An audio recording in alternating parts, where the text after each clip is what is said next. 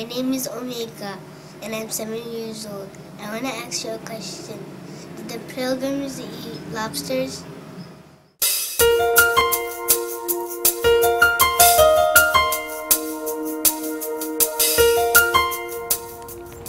Good afternoon. I'm Eleanor Billington. Lobsters are eaten in England and I think all over Europe, and by some I think considered a pretty dainty meat.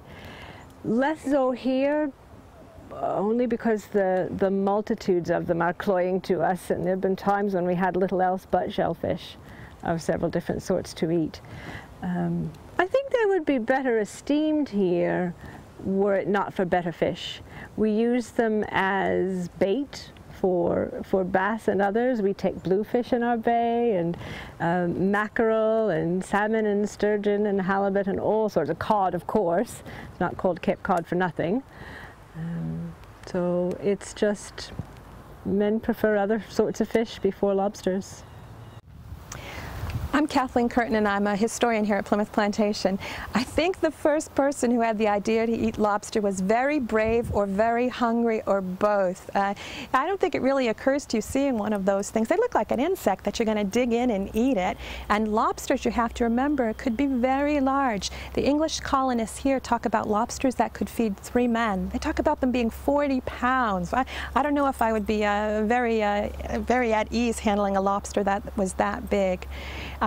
Once they get here, they have a good number of lobsters to eat, and in fact, sometimes they only had lobster to eat, and they got bored with them, really. They became something they got tired of eating, particularly those who had come on the first ships.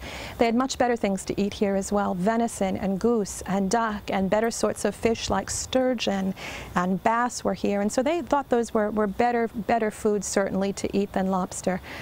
Remember, they hadn't thought about dipping lobster in butter sauce back then. They didn't have lobster claws, so getting into a lobster would have been a really difficult thing. You take a rock, you take a hammer, you crack open the shell, and you don't have anything to dip it in.